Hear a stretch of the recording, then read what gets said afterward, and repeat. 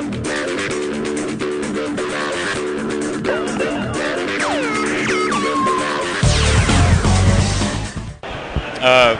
name's Jim Vining, and my book is First in Space. It's coming out from Oni Press.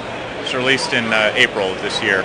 So it's basically the true story of Ham, the space chimp, the first chimp that we put into space, and just follows him through his training and the launch, and touches a little bit on what happened to him afterwards. So. And you're the artist and writer?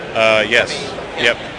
Yeah, I wrote and illustrated the whole thing, soup to nuts, and then shopped it around at San Diego last year, and eventually heard back from Oni once I followed up after the convention season.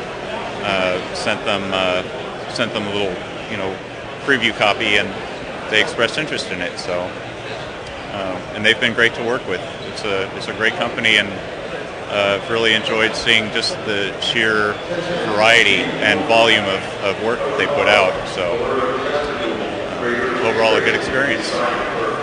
I worked on a project for NBM ages and ages ago, the sequel to the Confessions of a Serial Eater.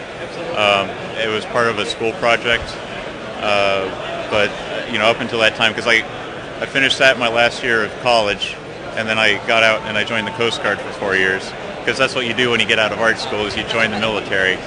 And then when I got done with the military, I sat down and got this knocked out. So what's your next project?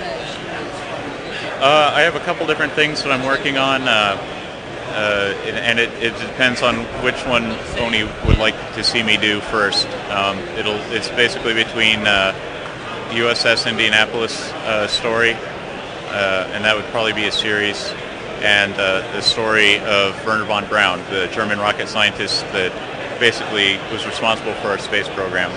So, and it'd be all of his paperclip years. So we'll see. Like doing the true story. Yeah, the great thing about historical fiction is, in comics there are not a huge amount of people doing it, and there's so many stories. The story of Ham, when you do research, and even the most in-depth books on space history will basically have one sentence that says, in 1961 a chimpanzee, Ham, was sent into suborbital flight and he came back, and then they go into Shepard and Glenn or whatever. They may or may not mention the second chimp that went up.